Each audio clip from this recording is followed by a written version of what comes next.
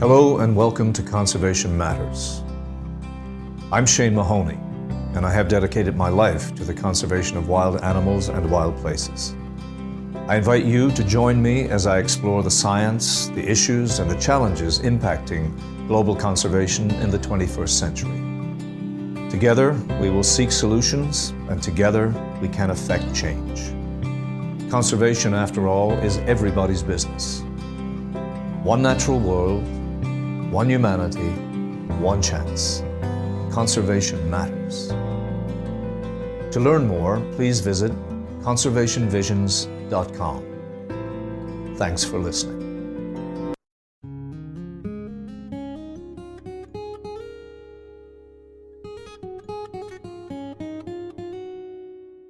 Welcome to the High Lonesome Ranch, one of the great private citizen conservation efforts in North America today. What you see surrounding me is just a glimpse of the spectacular 400 square mile area of interconnected lands that make up the ranch. These provide habitat to an extraordinary diversity of wildlife and plants. But this is also a working landscape, steeped in human experience, a place of historic homesteads, settler families and ranchers, and of modern adventurers.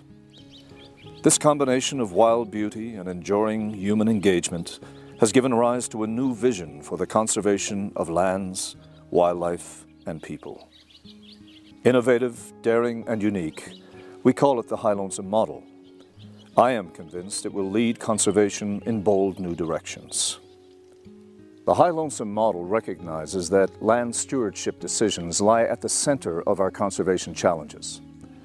It also recognizes that private property owners must be incentivized in their role as custodians of our conservation legacy. We believe private and public lands can be managed for ethical uses and economic vitality, while also serving conservation objectives. The core of the High Lonesome model is its framework of ownership, legacy, and philanthropy. These speak to private investment and conservation leadership, and to the incredible significance of perpetuity funding, which will allow us to pass the High Lonesome Ranch's work and vision to the next generation without financial burden. Within this framework, the model focuses on four aspects of land ownership: conserving, living, ranching, and resourcing. These ensure the conservation of wilderness and the restoration of natural ecosystems and native habitats. They also ensure positive environmental outcomes and sustainable long-term economic returns on investments for water rights, grazing rights, recreational permits, and mineral rights. But to achieve these goals, we need strong science to inform decision-making, to design land use approaches, and to assess progress. The High Lonesome model recognizes the need for research and monitoring, knowledge mobilization, and dialogue with the wider public and professional conservation community. Hence, the High Lonesome Institute. At the High Lonesome Institute, we lead and coordinate applied scientific research, ecological monitoring, and conservation education. True to our mission, we create, apply, and extend knowledge to inspire and engage people, encouraging them to practice land management based upon a philosophy of minimal intrusion, restoration of ecological integrity, and sustainability. I have said that private land can rightfully be identified as conservation's new frontier in America. The High Lonesome Institute embraces and symbolizes this reality, forging new ideas and solutions for conservation today and tomorrow. Research is led by conservation experts, and programs are executed collaboratively with academics and graduate students from affiliated universities. We focus on an impressive range of issues: restoration of streams, riparian habitats, aspen groves and rangelands, wildlife ecology, land improvement and resource management decisions. Ongoing watershed projects address frontier concerns in landscape and water table restoration, while important energy initiatives help to set a new precedent for how energy development is approached nationwide.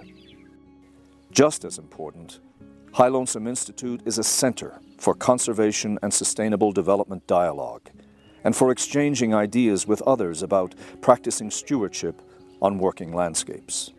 Forums have included such well-recognized entities as the Theodore Roosevelt Conservation Partnership, the Western Landowners Alliance, and the Wildlands Network, among others. As director of the Institute, I intend to expand its role in knowledge mobilization and in assessing achievements and defining conservation goals. This is a critical responsibility. In this regard, we are fortunate to have the High Lonesome Ranch serve as our landscape laboratory, where science can be applied and long-term monitoring engaged. To have this research landscape protected in perpetuity will be of extraordinary value. The conservation of wildlife and the preservation of human livelihoods and cultural traditions are some of the world's greatest challenges. Finding solutions will require great energy and great commitment. We cannot leave this to future generations. The time to act is now, and the responsibility is ours. I believe at the High Lonesome Ranch, we are forging unique pathways to success. Investment in the High Lonesome Ranch is not just an investment in the High Lonesome Institute or the High Lonesome model. It is an investment in the American West and in America's conservation legacy.